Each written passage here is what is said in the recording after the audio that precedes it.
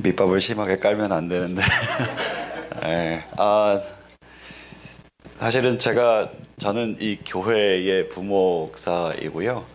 어, 사실은 선교에 비해서는 제가 좀 이렇게 초년생도 아니고 사실은 선교를 모르는 약간 이제 어린일 수도 있어요. 제가 했던 거는 그냥 선교 사역을 잠깐 맡아서 우리 선교사님들과 소통을 하고 하는 일을 좀 했던 게 전부 다인데, 제가 과연 선교 대회에 와서 무슨 할 일이 있을까? 사실 그게 이제 저의 고민이었어요. 제가 네. 급하게 넘겨드리라고 소개를 좀 못 해드렸는데, 사실은 지금 선교학 증인 공부를 하고 계시고 선교 파운데이션까지 만드는, 그래서 잘 얘기 안 하고 싶어요. 네, 지금 플러에서 선교학을 공부하고 있고요. 또 그런 과정 속에서 제가 사실 이 교회에서 이제 제가 한 6년째 지금 이제 만으로 사역하고 있는데, 교회가 이제 선교적 교회로, 저희 가시면은 더 센트 이렇게 벽에 적어져 있잖아요. 저희 교회가 이제 선교적 교회로 전환하는 이제 그런 기회들이 좀 있었는데, 거기에 함께 참여하면서 하여튼 기획과 정리하는 부분을 좀 이렇게 저렇게 좀 많이 맡았던 것 같습니다. 그래서 왜 여기 왔을까 이제 그 얘기를 했었는데, 그냥 잘 정리하라고 저를 불러주신 것 같아서 정리하는 마음으로 좀 이렇게 끝에 한번 나눠보도록 하겠습니다. 저는 다시 찾아온 기회, 위기를 끝내고 창조적으로 도약하라. 네. 네. 우리 그 스파이더맨, 네. 잘 뛰잖아요. 그래서 우리 열심히 잘 도약해 보자는 마음으로 한번 좀 이렇게 사진을 넣어봤습니다. 위기를 끝내고 창조적으로 도약하는 것. 우리가 지금 위기에 대한 의식이 굉장히 많이 있잖아요. 저는 이게 좋다고 생각합니다. 왜냐하면 그동안 저희가 너무 안일했거든요. 저희가 위기에 대한 의식이 없었기 때문에 변화에 대해서 한 번도 생각을 해본 적이 없었거든요. 그래서 팬데믹이 참 어렵게 지나갔지만 위기가 찾아온 건 굉장히 감사한 일이다 라는 말씀으로 좀 이걸 좀 시작했으면 좋겠습니다. 첫 번째, 이제 생각하기 1번, 문화예술 미디어 선교. 지금 문화예술 미디어 파트라고 들어왔는데, 사실은 어떤 분들은 좀 불편하실 수도 있어요. 왜냐하면은 저희가 너무 내로우한 부분에 대해서만 얘기하고 프랙티컬한 것만 가지고 얘기를 하기 때문에 문화예술 선교는 조금 더 넓다라고 생각하시는 분들이 있을 것 같아요. 맞는 말씀이에요. 문화라는 개념이 굉장히 크잖아요. 정신 문화가 있고 물질 문화가 있고, 그죠? 대중 문화가 있고 조금 고급화된 문화가 있고 여러 가지가 있거든요. 그래서 뭐 아까 이제 선교지 상황이 좀 달랐지만 전통적으로 접근해야 되는 곳이 있고, 또 요즘 사람들은 세계 지역을 막론하고 우리가 이제 뭐 한류라고 부르는 게 뭐냐면은 그 대중의 문화가 각 지역에서 공통적으로 누리는 문화가 된 거거든요. 지역의 선을 넘어서. 그런 것들을 생각할 때 굉장히 복잡한 개념이 문화라는 거죠. 그래서 우리가 뭐 찬양 사역하는 분들도 있었고, 또 뭐 미술 사역하는 분들도 있고, 학교 사역하는 분들도 있고, 여러 가지가 있습니다만, 그것들은 문화예술 선교의 영역이 될 수 있지만 문화예술 선교가 그 사역이 전부 다는 아니다라는 걸 좀 먼저 좀 이해를 하고 좀 넘어갔으면 좋겠습니다. 그래서 찬양 사역은 문화예술일 수 있지만 문화예술 선교가 찬양 사역만 의미하는 것은 아니다. 한번 좀 환기시키고 넘어가고 싶었습니다. 그래서 기본적으로 문화예술 선교가 뭐냐, 우리가 하는 모든 일에 대한 것이거든요. 그래서 우리가 하는 모든 일, 뭐 학교를 하시는 분은 학교가 문화예술 선교고요. 이렇게 특별히 사역지에 나가셔서 이렇게 언어를 배우고 하는 부분도 하는데, 그 모든 것, 혹은 요즘은 이렇게 물건들 한국에서 화장품 수입해서 그런 거 가지고 이렇게 선교지에서 이렇게 하시면서 선교지하고 또 뱀 사역하고 이런 것들, 모든 게 문화와 다 연결이 돼 있다라는 거. 그래서 문화가 한계, 울타리가 없어요. 사실은 한계가 없이 굉장히 넓은 개념이기 때문에 여러분들이 좀 그런 넓은 캐파시티를 가져야 문화 선교에 접근하시기에 좀 좋겠다, 유연성을 가졌으면 좋겠다, 이제 그런 말씀을 드리고 싶습니다. 그리고 두 번째로 생각하고 싶은 것은 미시오 데이라는 개념이죠. 하나님의 선교라는 개념이죠. 이전의 선교의 개념은 교회가 중요했어요. 그리고 그 교회가 파송한 선교사가 무슨 일을 하고 있고 어떤 성과를 내느냐가 중요했었죠. 근데 이제 미시오데이라는 개념 속에서는 이게 우리 개개인의 일이 아니라 하나님의 일이 된 거죠. 그래서 하나님이 하시고 있고 우리가 거기에서 서로의 울타리를 넘어서 함께 하나님의 일을 일궈 가는 거예요. 그래서 누가 무슨 일을 많이 하고 누가 무슨 일을 적게 하는 게 중요한 게 아니라 우리가 함께 하나님의 일을 함께 해 나갈 수 있고, 그 과정 속에서는 우리의 실패나 우리의 도전이나 이런 것들이 실패하거나 뭐 이렇게 무너지거나 상관없이 하나님의 나라의 일은 계속 진행된다라는 거죠. 그런 개념이 굉장히 중요하다는 것입니다. 그래서 여러분의 도전을 좀 격려하고 싶고 그런 부분에서 여러분이 좀 이렇게 주눅들지 않았으면 좋겠다라는 입장에서 좀 말씀을 드리는 겁니다. 복음은 진공 상태에서 전해지는 것이 아니다. 아무것도 안 하면 아무 일도 일어나지 않습니다. 복음은 우리가 뭔가를 할 때 그런 것들이 진행이 되는 거죠. 그래서 우리가 이제 많은 사례들을 보았지만 저거 하라고 시킨 사람 아무도 없거든요. 그죠? 그냥 마음을 주시니까 한번 도전해 보는 거고 그렇게 도전해서 씨앗을 뿌린 곳에서 뭔가 이렇게 싹이 나고 자라고 하는 것들을 우리가 보게 되는 것을 보게 되는데 그게 선교에 접근하는 굉장히 중요한 자세다라는 것을 좀 우리가 기억하고 싶습니다. 그래서 이제 보냄받은 선교인데 보냄받은 선교 예수님이 성육신해서 이 땅에 오셨잖아요. 이 땅에 오셔서 예수님은 그 팔레스타인 유대라는 배경 속에서 그들의 문화 속에서 그들의 옷을 입고 그들의 언어를 사용하시면서 그곳에서 선교사가 되셨거든요. 하나님이 보내신 선교사가. 우리도 예수님이 우리를 그곳에 선교지에 또 선교하는 곳곳에 우리를 보내셨는데 상황이 다 달라요. 어떤 사람은 도시에 들어가 있고 어떤 사람은 뭐 수도권에 들어가 있고 어떤 사람은 완전 시골 오지에 들어가 있고 어떤 사람은 막 한국에 비하면은 막 30년, 50년 떨어진 곳에 들어가 있고 여기 미국인데 여기만 해도 한국 사람이 굉장히 많아 보이시죠? 근데 한국하고 비교하면은 시간이 격차가 나요. 상황이 다르고 문화가 다르고 2세가 다르고 1세가 다르고 그 다양한 상황 속에서 우리 오픈 마인드를 가지고 열린 마음을 가지고 얼마나 창의적으로 접근하느냐에 따라서 문화 선교의 포인트가 거기서 잡히는 거예요. 그래서 열린 마음이 중요하고 그게 다양한 상황에 적응하면서 그곳에 맞는 창의적인 선교를 하는 것이 문화 선교, 보냄받은 선교, 하나님의 선교를 하는 것이다라는 것을 한번 좀 환기하고 싶었습니다. 자, 그래서 이 위기라는 글자를 아시죠? 그죠? 위기라는 글자는 위험이라는 뜻의 한자와 기회라는 뜻의 한자가 붙어 있는 글자이죠. 그래서 이 기회라는 글자가 위기 속에 숨겨져 있다. 그래서 우리가 이제 팬데믹이라는 상황을 맞아서 굉장히 고통스러운 시간을 보냈고요. 굉장히 좌절을 경험하신 분도 많이 있으실 거예요. 선교지가 멈춰서고 교회들도 문을 많이 닫았다는 데이터도 있고요. 뭐 아무것도 못하니까 얼마나 힘들겠어요. 우리가 다 전하기 위해서 사명받은 사람들인데 그 길이 자체가 막혔으니까 굉장히 힘들었죠. 근데 이 고통에 주는 축복은 뭐냐면 고통을 돌아보면 시간이 우리에게 주어진다라는 거죠. 그동안 사역하시느라 너무 바쁘셨잖아요. 그죠? 뭐 밤낮 없이 이렇게 뛰시고 사역하시고 여러 사람 만나시고 돌보시고 먹이시고 많은 일이 바빴는데 아무것도 할 수 없으니까 우리에게 여유가 생긴 거예요. 사람은 사색하는 동물이잖아요. 여유가 생기면 생각이 많아지고 돌아보게 되고 성찰할 수 있는 리플렉션 할 수 있는 기회가 우리에게 생긴 거고 이 고난을 지나는 시간에 리플렉션을 잘하면 그 다음에 발전할 수 있는 거예요. 그래서 우리가 그동안에 선교를 했던 것들을 좀 돌아보면서 이 팬데믹이 우리에게 준 축복이 있다면 그것은 뭐냐면 우리가 프로그레스, 발전할 수 있는 기회를 줬다. 조금 더 어드밴스드 미니스트리를 할 수 있는 기회가 우리에게 주어졌다라는 것을 생각하시면서 이 문화선교에 우리가 좀 함께 접근을 했으면 좋겠습니다.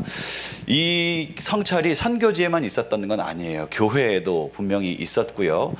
저희가 이제 그 작년, 재작년 넘어오면서 계속해서 저희가 했던 게 뭐냐면 이 교회가 다음을 어떻게 준비해야 될 건가 하는 거였어요. 그러니까 팬데믹 시간에 멈춰 있었던 사람이 있고요. 그 팬데믹 시간에 그러면 다음은 어떤 준비를 해야 되는가 하고 준비를 했던 사람들이 있거든요. 그래서 여러분은 이제 그 준비에 대한 시간을 만약에 놓치셨다면 지금부터 잘 하셔가지고 앞으로 사역이 어떻게 되는지에 대해서 고민을 하셔야 되고 그것을 위해서 지금 이 선교 대회, 문화선교라는 이 문화예술 선교라는 섹션이 여러분들에게 좀 도움이 되셨으면 좋겠습니다. 요즘 교회들이 하고 있는 변화 중에 큰 변화는 온라인을 사용한다라는 거죠. 예배가 온라인으로 바뀌면서 저 뒤에 여러분 이제 계속 우리를 찍고 있는 카메라가 있는데 저 이번에 교회에서 다 산 거예요. 이 교회가 이렇게 크지만 교회 방마다 카메라가 있던 교회가 아니에요.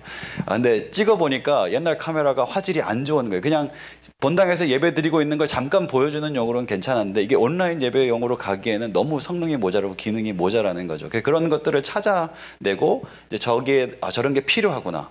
또 교회 이제 스튜디오도 생기고요. 교회 온라인 인터넷 방송도 생기고요. 요즘 또 뭐가 생기냐면 온라인 소그룹이 생겼어요. 온라인 인터넷 소그룹이 생겼어요. 뭐냐면 예전에는 저희 워싱턴 중앙장로교회는 이 센터빌에 있고 이 버지니아에 있는 사람들만 오는 교회였어요.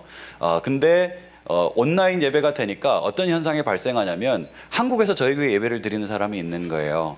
혹은 남미에서 저희 교회 예배를 듣는 사람이 있는 거예요. 그러시잖아요, 그죠? 여러분도 그 유기 목사님 설교 들으시고 이찬 목사님 설교 들으시고 다 하셨잖아요, 그죠? 그런 경우가 있는 거예요. 근데 저희가 뭘 발견해? 이분들이 그런 분들 중에 지역 교회를 안 나가시는 분들이 있는 거예요. 혹은 그런 분들 중에 해외에 교회가 없는 지역, 미국만 해도 그런 지역들이 많이 있거든요. 그런 분들이 계신 거예요. 그래서 뭘 하느냐면 온라인에 교회를 만들자. 그래서 홈페이지를 만들고 교회 등록을 받아요. 그래서 그분들을 온라인으로 소그룹을 묶어주고 줌으로 순모임을 하게 만들어요. 그리고 저희 교회 성도로 목사님을 붙여서 영적인 관리를 해드리는 거예요. 그러니까 그런 창의적인 노력들이 이 고난 속에서 예전에는 없던 거잖아요. 성찰을 통해서 나온 발전된 안들이고, 물론 여기에 대한 어떤 철학적인 논의와 보완해 나갈 것들은 많이 있지만 모든 일은 기회비용을 치르게 되어 있는데요. 기회비용을 잘 치르는 방법은 일단 저지르고 가면서 기회비용을 치르는 것입니다. 이거를 완벽하게 만들어 놓고 뭔가 시작을 하려 그러면 아무것도 못 하거든요. 우리가 게으른 이유가 뭡니까? 완벽하지 않으니까 안 하니까. 그러니까 우리가 게을러지는 거거든요. 그게 아니라 완벽한 건 없어요. 일단은 시작을 해놓고 기회비용을 치르면서 나가는 것이 우리가 이 위기의 상황을 대처하는 성실한 방법이다라는 것을 좀 기억했으면 좋겠습니다. 자, 그런 의미를 놓고 좀 우리가 첫날 강의들을 좀 돌아봅니다. 첫날 강의에 저희가 보니까 한국 교회 안에 선교적인 잠재력이 굉장히 많이 있었다라는 것을 우리가 봤어요. 특별히 문화예술 이 영역에서 1970년대부터 약 20년간 한국 교회는 숫자적으로 성장하는 시기였어요. 막 교회들이 막 몇만 명 교회들이 나오고, 그죠? 엄청난 그 메가 처치, 미국 사람들이 막 보면서 이런 교회가 한국에 있단 말이야, 놀랄 정도로, 그죠? 이 당시에는 뭐 우리가 이제 조영기 목사님으로 대표될 수 있는데, 그 데이비 초 하면은 인도 시골 마을 가도 데이비 초를 알더라고요. 너는 어떻게 데이비 초의 나라에서 왔냐? 막 그런데 그만큼으로 메가처치의 영향력이 세계적으로 영향을 떨치면서 한국 교회가 급속도로 성장했던 시기가 있었어요. 그리고 그렇게 시간이 좀 지나면서 1990년대부터 20년 동안은 한국의 일종의 문화 부흥이라고 얘기할 수 있는 시기가 있었죠. 이제 첫날에 우리 이용 목사님이 강의해 주셨던 것처럼 곳곳에서 막 그 예배 컨퍼런스가 일어나고 문화운동이 일어나고 많은 일들이 있었어요. 저희가 다 그 수혜 받은 세대들이고요. 저도 경배와 찬양 많이 가서 부르고, 뭐 예수전도단, 화요 모임, 뭐 마커스, 다 이런 것들을 경험하면서 저희도 자랐고, 우리 CCM 가수들 그때 만들어 주셨던 그 찬양 음반 들으면서 은혜 받으면서 자라는 세대인 거예요. 근데 여러분, 최근의 동향을 보세요. 어떻게 됐죠? 이제는 성장도 둔화됐고, 교회들이 한계를 증명하고 있는 것들을 보게 되는 거예요. 너무 이렇게 빠른 성장을 하면서 너무 많은 것들을 시도하면서 이게 신학적으로 과연 우리에게 이게 점검하지 않은 이제 그 후유증들을 우리가 발견하고, 윤리적으로 그런 것들을 발견하고, 교회가 좀 이렇게 각성하는 시대를 보내고 있는 거죠. 그 시기에 맞물려서 세계적으로 동양으로 나온 새로운 대체라는 말이 조금 위험하긴 한데, 새로운 대안으로 우리가 좀 같이 공유하고 있는 신학이 선교 신학이에요. 선교 신학. 그동안에 우리가 종교 개혁을 이루면서 우리의 신학을 지키는 것을 목표로 하는 것이 많이 있었다면, 이 지키는 자세를 하다 보면 이렇게 움츠려들고 경직되는 게 많이 있잖아요. 그래서 이제는 좀 우리가 다시 역동적으로 새롭게 일어나야 되겠다라면서 대두되고 있는 게 선교 신학인데, 선교 신학의 특징이 뭐냐면 선교를 중심으로 우리가 모든 게 바뀌어야 되겠다라는 거예요. 성경을 읽을 때도 선교를 염두에 두고 읽으면 좋겠다. 교회를 운영할 때도 선교를 염두에 두고 교회를 운영하면 좋겠다. 우리가 삶을 살아갈 때도 선교를 염두에 두고 우리가 선교적으로 살아갔으면 좋겠다. 그렇게 해서 나오는 게 선교적 교회고요. 뭐 저희 지금은 배너가 이제 컨퍼런스 선교대 배너로 바뀌었지만, 저희 원래 본당 로비에는 이런 문구가 있었어요. 여러분이 교회입니다. 순이 교회입니다. 당신이 교회입니다. 뭐 이런 표현들이 있었어요. 그게 뭐예요? 우리가 다 선교적인 삶에 대한 고민을 하면서 살아간다라는 거죠. 그런 마인드가 지금 교회 안에 퍼져가고 있어요. 이 1970년, 1990년 이제 요 사이를 지나오면서 저희가 굉장히 많은 인적 자원들이 교회 안에 있었습니다. 다 특별히 이게 뮤지션 분들, 이런 분들이 가장 대표적인 예인데, 미디어 이런 분들. 예전에는 교회 장비가 방송국 장비보다 좋았어요. 알고 계시나요? 예, 그런 적이 있었어요. 저는 이제 청년 때 온누리교회 다녔는데, 온누리교회 방송 장비를 보러 모 방송국 창립을 위해서 막 견학 오고 막 이런 경우가 있었어요. 경배와 찬양이 들고 나가서 하는 우리 치마 입은 누님들 이렇게 막 스피커 날리면서 트럭에 실어가지고 가서 막 이렇게 체육관에서 하는 그 장비들이 한국의 그 어떤 기획사들도 가지고 있지 않은 장비들을 가지고 있었던 때가 있었어요. 그걸 오퍼레이션 하는 게 교회였고요. 그만큼 자원들이 많이 있었던 거죠. 그래서 그분들이 교회 부흥을 이끌었는데 이게 좀 어려움이 많이 생겼어요.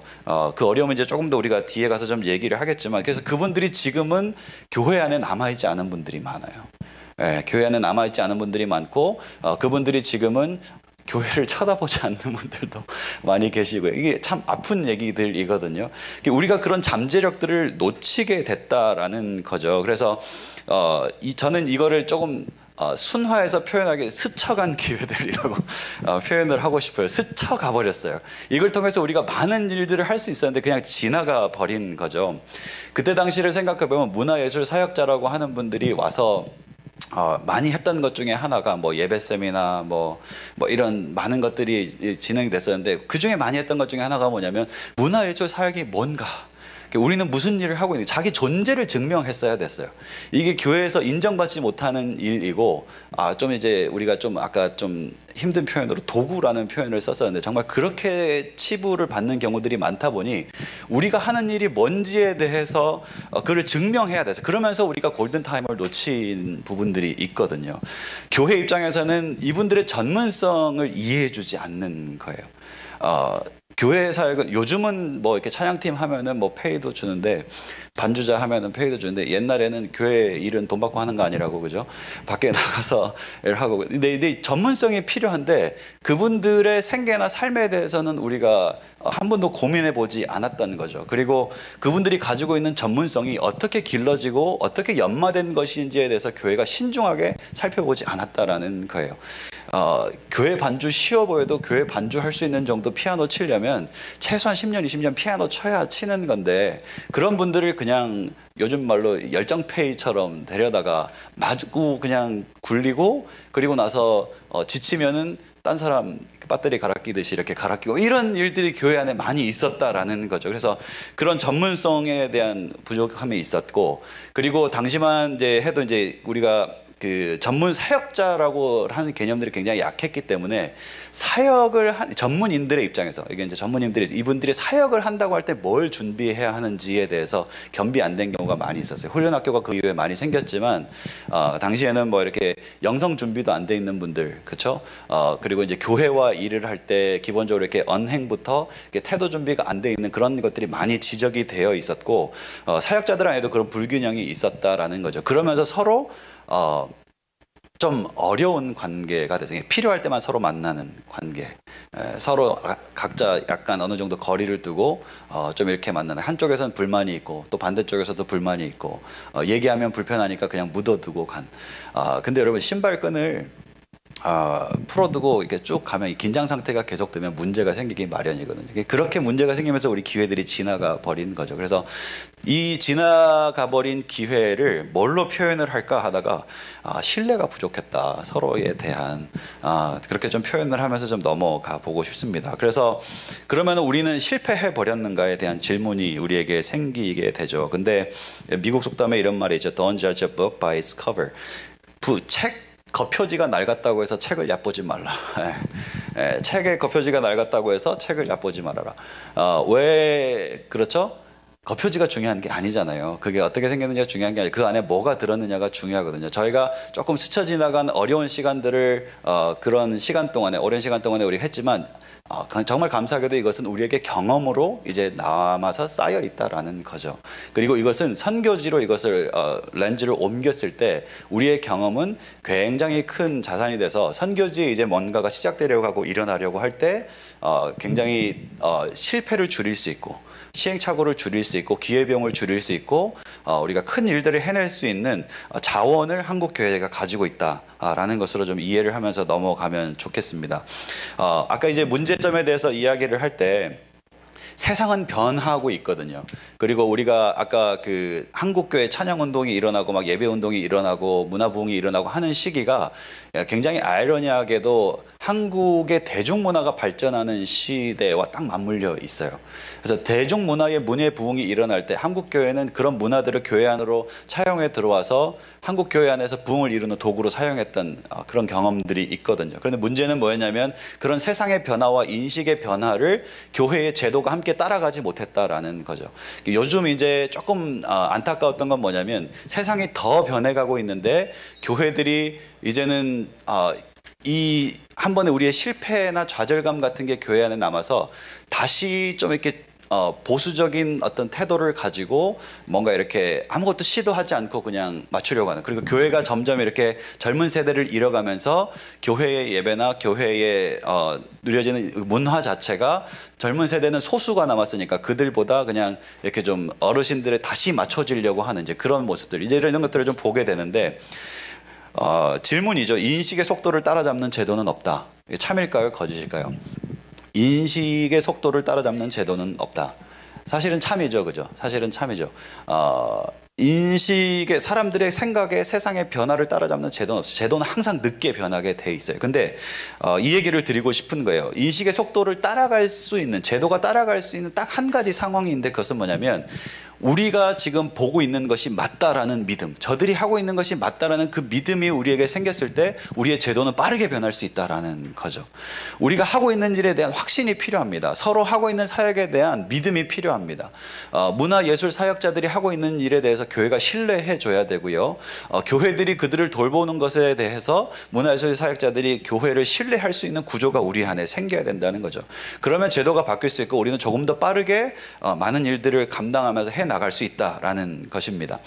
이런 개념들을 가지고 지금을 한번 살펴보도록 하겠습니다. 지금은 어떤 시대입니까? 이제 두 번째 기회가 우리에게 온 거죠. 스쳐 지나가 버린 줄 알았는데 그 기회가 다시 우리에게 온 거예요.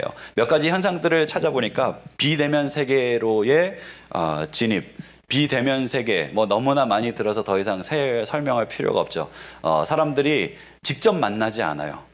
안 만나는다는 뜻이 아니고요. 직접 만나지 않는다는 뜻이에요. 만나긴 만나는데 직접 만나지 않아도 많은 일들이 되는 시대가 됐어요. 그죠? 줌으로도 만날 수 있고요. 그죠?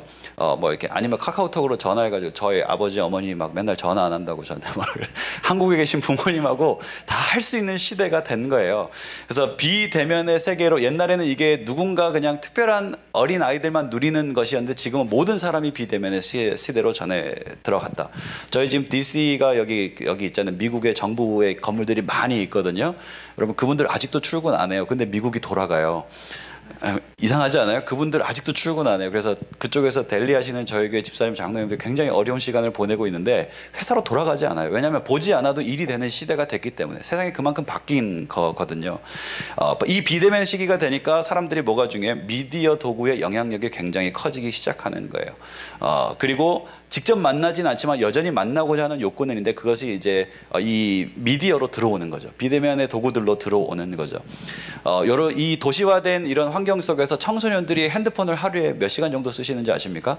평균 4시간 정도 핸드폰을 들여다보고 있다고 합니다. 그러니까 그만큼 모든 영향력을 그곳으로부터 받고 있는 시대가 되었다. 그리고 선교지는 좀 차이가 있겠지만 점점 그렇게 될 것이고 그곳에 있는 사람들도 똑같이 비대면의 그런 미디어의 네트워크의 영향력이 커지게 될 것이다.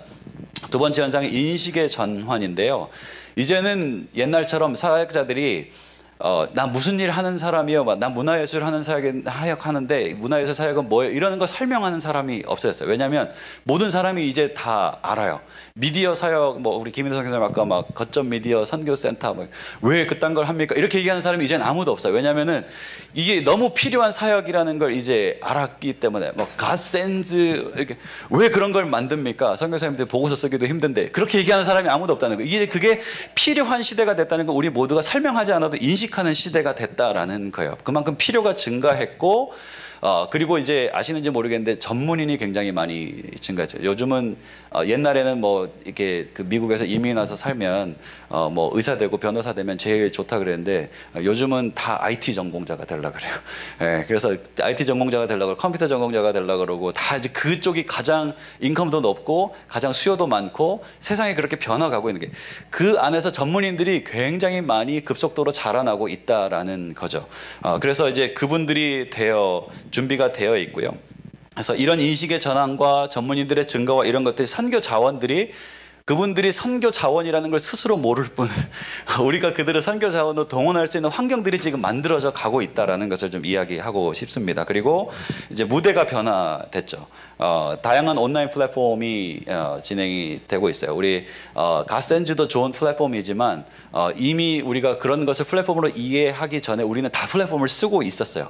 페이스북을 쓰고 있었고 카카오톡을 쓰고 있었고 에어비앤비를 쓰고 있었고 다 그런 일을 하고 있었다는 거예요. 제가 얼마 전에 그 폴란드를 지나서 우크라이나까지 한 열흘 정도 이렇게 해서 선교를 다녀왔는데 저 혼자 가는 선교였어요. 교회에서 보내준 선교가 아니라 저 혼자 가는 선교였는데 다 이 플랫폼을 이용해서 선교를 했어요. 페이스북으로 저 이렇게 선교 갑니다. 사람들한테 다 알렸고요. 선교 가서 이런 일 할 겁니다. 다 이렇게 다 알렸어요. 그리고 선교할 때 이런 모금이 필요합니다. 해가지고 링크를 하나를 걸었어요. gofund.com 이쪽으로 돈을 보내주면 제 어카운트로 후원금이 들어와서 저희가 가지고 가서 사역할 거예요. 이렇게 얘기를 한 거예요. 누구랑 같이 가냐면 터키에 계신 선교사님하고 같이 갔어요. 터키에 계신 선교사님하고 줌으로 맨날 만나면서 같이 기도회하고 어떤 사역할 건지 같이 의논하고 그리고 그거를 저희가 이제 슬랙이라고 그 협업 툴이 있거든요. 그 안에다가 저희 일주일간 열흘간의 플랜을 같이 적고 그러면서 막 이쪽에서 업데이트하고 저쪽에서 업데이트하고 하면서 선교를 만들었어요. 그리고 에어비앤비로 숙소를 예약했어요. 그래서 가보지도 않은 폴란드 바르샤바에 있는 호텔을 예약하고요. 가보지도 않은 그 폴란드 푸시미셸 여러분 어딘지나 아시나요? 그런 데가 우크라이나 접경지대에 있는 그 시골 도시에서 숙소를 찾아내고요. 그래서 저희가 가서 그 일들을 하고 오는 거예요. 그리고 나서 유튜브로 사역 보고를 했어요. 이런 일을 잘 하고 왔습니다. 여러분 제가 교회가 이렇게 우크라이나 재난 기금으로 막 모일 때 한 3,000불, 5,000불 막 이렇게 보내시잖아요. 저 혼자 2주 모금해가지고 15,000불 모았습니다. 그래서 저 혼자 2주, 저 선교사도 아니잖아요. 그냥 저 혼자 갈 건데 여기에 마음 있는 분들에게 저한테 주세요. 그랬더니 15,000불이 왔어요. 곳곳에서 막 미국에서도 오고 곳곳에서도 오고. 굉장히 놀라운 걸 발견했습니다. 요즘 젊은 사람들 교회에다 헌금 안 하고 자기의 마음 있는 곳에 후원합니다. 예, 어떤 일이 어디서 어떻게 이루어지고 있는지 내가 그 일에 동참할 수 있다면 나는 참여하겠다. 돈이 마른 게 아니고요. 믿지 않는 사람이 없어진 게 아니고요. 자기가 원하는 쪽으로 가고 싶은 거예요. 주체성이 굉장히 높아진 거죠. 그래서 그 일을 제가 사역을 하고 왔거든요. 이런 걸 보면서 우리가 완전히 지금 다른 세상에 살고 있다라는 걸 생각하게 되는 거죠. 네, 그리고 이제 팬데믹 기간에 이런 일들을 통해서 어떤 일이 일어났는지 얘기를 좀 하고 싶은데요.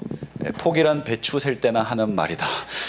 여러분 이게 미디어라는 것을 좀 이렇게 이야기하면서 내가 과연 그 일을 할 수 있을까? 여러분 하고 계시다니까요. 카톡 안 쓰시는 분 계세요? 카톡 다 쓰시잖아요, 그죠? 그러면 여러분은 이미 미디어 플랫폼에 올라타신 거예요. 무슨 말인지 이해가 되시죠?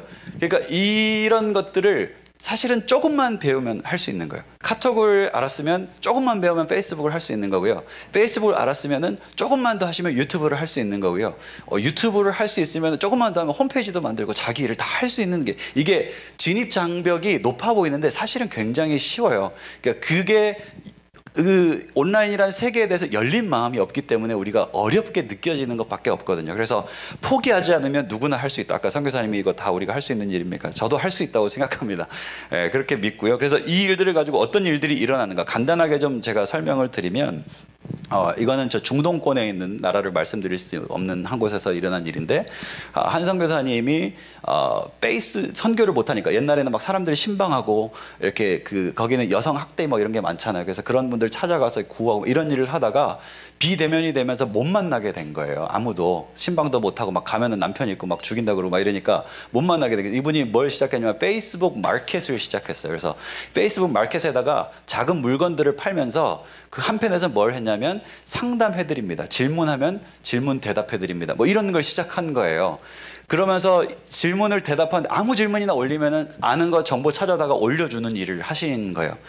근데 이게 이제 좀 프라이빗한 상황이 되면 여러 번 그 질문에 대답하고 하는 사람들하고 조금 이렇게 프라이빗한 사이트가 되면은 이제 프리미엄 아까 제가 프라이빗한 관계가 되면은 서로 이제 누가 누군지를 알게 되고 얘기할 수 있는 게 시간은 좀 더 걸리지만 되는 거예요. 그래서 한 3개월 정도 지났을 때 그 알게 되는 사람과 만나서 복음을 전하고 그분을 통해서 그 중동권 안에 기도 모임, 여성들을 이 기도 모임 생기고 돌보는 그룹이 생기고 비대면 세계 안에서 지금 이런 일들이 다 일어나는 일들이 있는 거예요.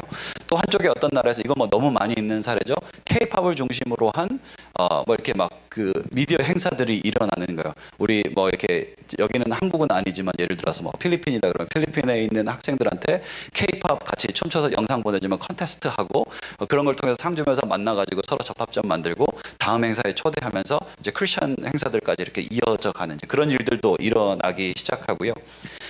MK들 이제 많이 있으신데 사실 MK가 늘 항상 염려가 많이 되시죠. 그래서 이 MK들을 위해서 하는데 요즘은 미국에 이 온라인 시대가 되면서 온라인 학교들이 굉장히 많이 생겼어요.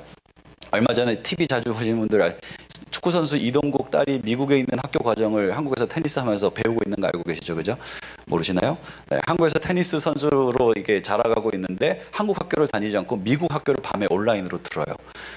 그런 툴들이 생긴 거예요. 그래서 그런 툴들을 가지고 이게 꼭 그런 학생들한테만 되는 게 아니라 MK들이 교육이 문제잖아요. MK들 교육 때문에 선교사님들이 항상 대도시 주변에 모여가지고 막 못하고 있는 그런 분들도 많이 계시잖아요. 선교사님들이 그런 교육 툴을 가지고 자녀들을 가르치면서 조금 더 먼 선교 지역으로 나가는 결단을 할 수 있는 계기들도 생기고 있다라는 거예요. 어떤 아프리카 선교사님은 선교사의 일상을 찍어서 유튜브에 그냥 올려요. 네, 그냥 아프리카에서의 하루 뭐 이러면서 그냥 들고 다니면서 막 이렇게 그거를 막 유튜브에 올리시는 분도 계세요. 근데 그거를 막 사람들이 몇백 몇천 번씩 클릭하면서 영상들을 다 보는 거예요. 그러면서 그 사역의 후원자로 드러나게 되고 뭐 많은 일들이 있죠. 우리가 할 수 있는 일이 많이 있다라는 거예요. 중요한 거는 변화할 수 있는가에 대한 도전에 우리가 응답하는 것입니다.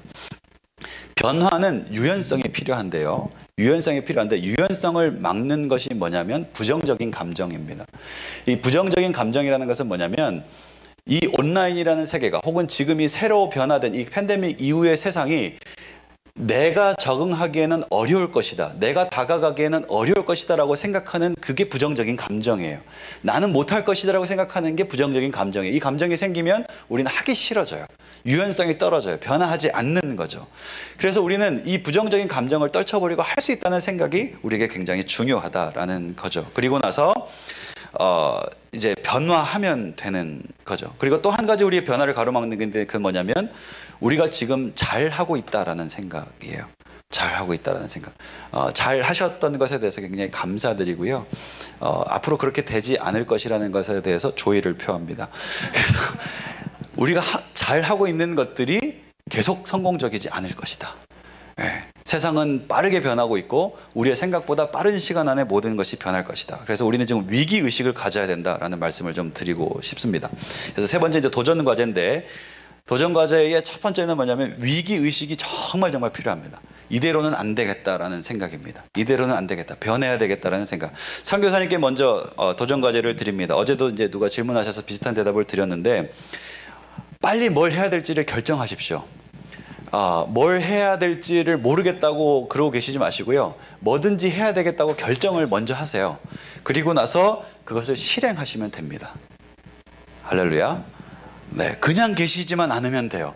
뭐든지 하겠다고 생각을 하시고 일단 그것에 뛰어들어야 됩니다. 시도하지 않으면 아무 일도 일어나지 않고요. 우리 성령 하나님은 시계바늘처럼 우리에게 말씀하고 계신다. 언제든지 매 초마다 뭔가를 우리에게 말씀하고 계신데 귀 기울이고 들으시고 시행하면 되는 거예요. 근데 이제 중요한 게 뭐냐면 그 백종원의 맛집의 특징이 뭐죠?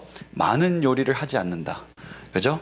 주력 상품을 정한다라는 거예요. 요즘 선교나 교회나 모든 것들이 그런 식으로 바뀌고 있어요.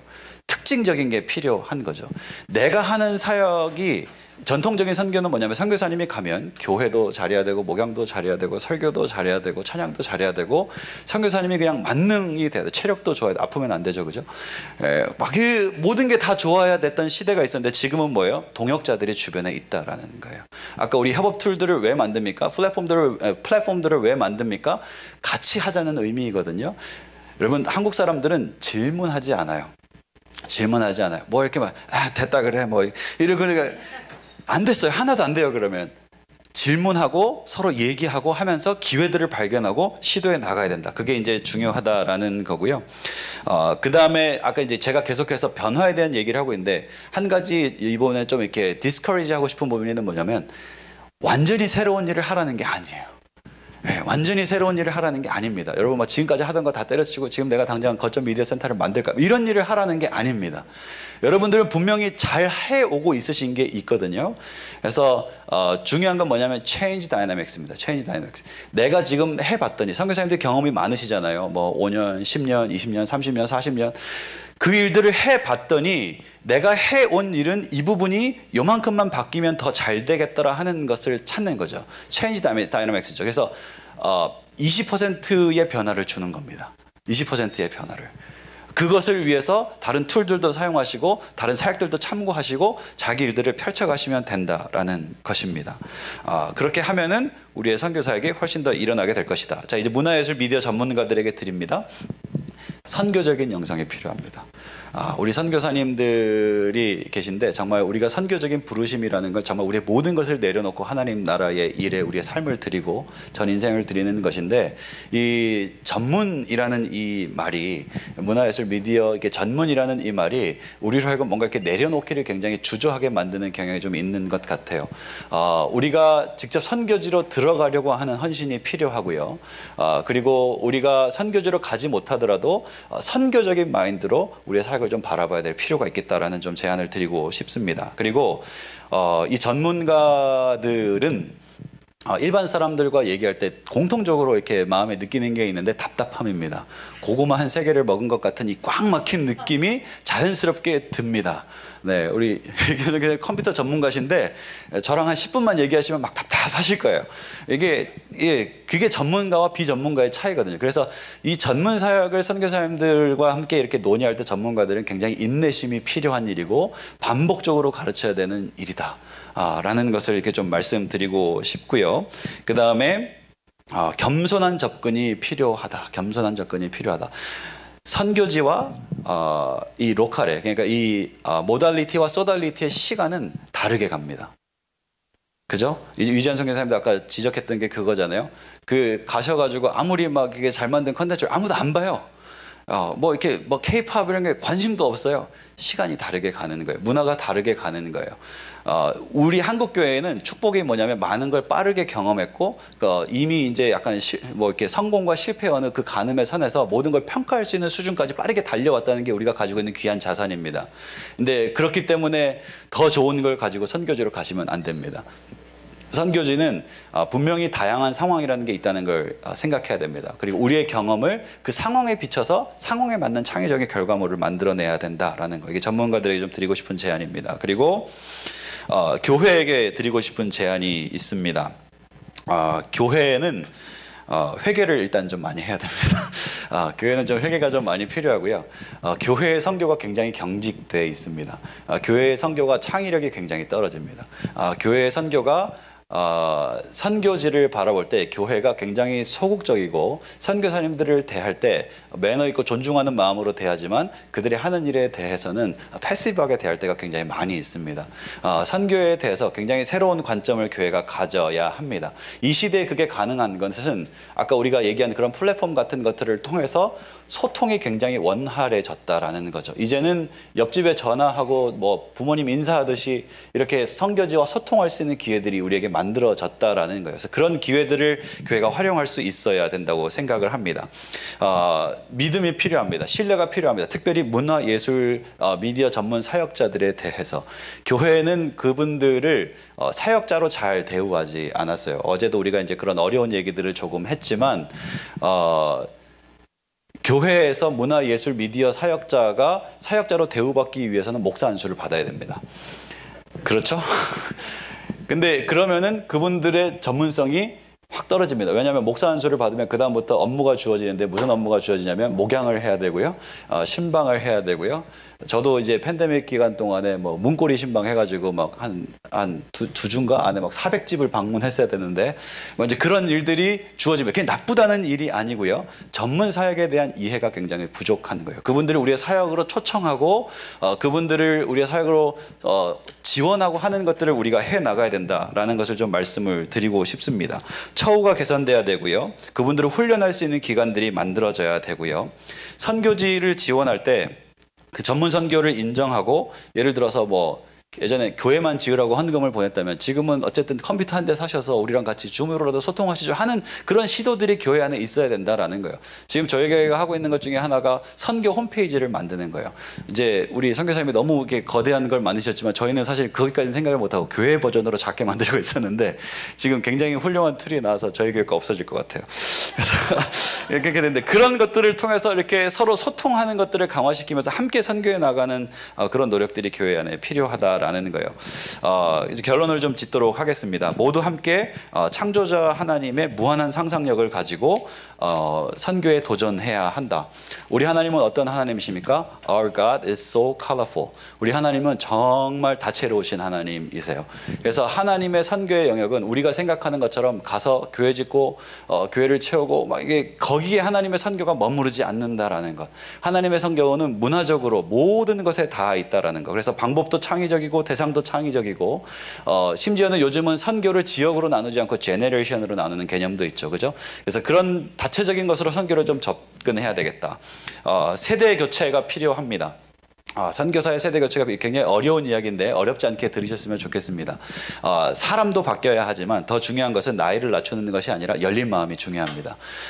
젊은 사람과 나이 든 사람의 차이는 마음의 상태에 달려 있는 거예요. 그래서 그 마음이 열려 있으면 우리는 세대 교체를 하는 것이다. 나 때는 이랬어. 막 이런 그런 선교는 하지 않게 되기를 바랍니다. 우리는 더 넓은 선교, 겸손한 선교, 열린 대화의 선교를 했으면 좋겠습니다. 그리고 선교지의 상황에 맞는 선교를 해야 되고요. 선교 연구를 해야 되고요. 굉장히 중요한 것 중에 하나가 지속적인 재생산이 가능한 선교를 해야 된다는 겁니다. 문화예술 선교가 우리가 반복적으로 지적했지만 부채 들고 가서 부채춤 추는 것이 문화예술 선교라고 생각했던 시절이 있었어요. 그거 아니다라는 거예요. 실제로 현지 안에 문화예술 미디어 사역자들을 개발해내야 되고요.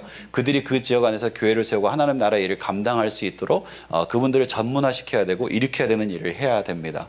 교육 구조를 만들어야 됩니다. 찬양 사역하러 가는 게 아니라 찬양 사역자를 키우러 가야 됩니다. 그래서 그런 일들을 우리가 좀 염두에 두고 했으면 좋겠습니다. 그래서 요즘 선교는 협업과 융합이 가미된 삼위일체적 선교이고 창의성이 바탕이 되지 않으면 안 된다라는 거. 변화를 두려워하지 말고 변화로 나갔으면 좋겠습니다. 마지막으로 제언하고 끝이 납니다. 교회의 가장 특징적인 것은 지켜야 할 오래된 것이 아니라 교체되고 나타날 새로운 것이다. 아멘 하겠습니다. 네. 옛날 것을 지키는 것이 우리가 해야 될 일이 아니고요. 특별히 선교로 나아가시는 분들은 우리가 그 변화되는 세상 속에서 여기서 교체되고 나타나는 새로운 세대, 새로운 문화, 새로운 환경에 어떻게 하나님 나라가 펼쳐지게 할 것인가를 고민하는 게 우리의 일이라는 것을 좀 기억했으면 좋겠습니다. 위기는 끝이 났습니다. 이제 하나님 안에서 용기를 가지고 창조적으로 도약하는 우리 모든 선교사님 되시기를 축복합니다. 감사합니다.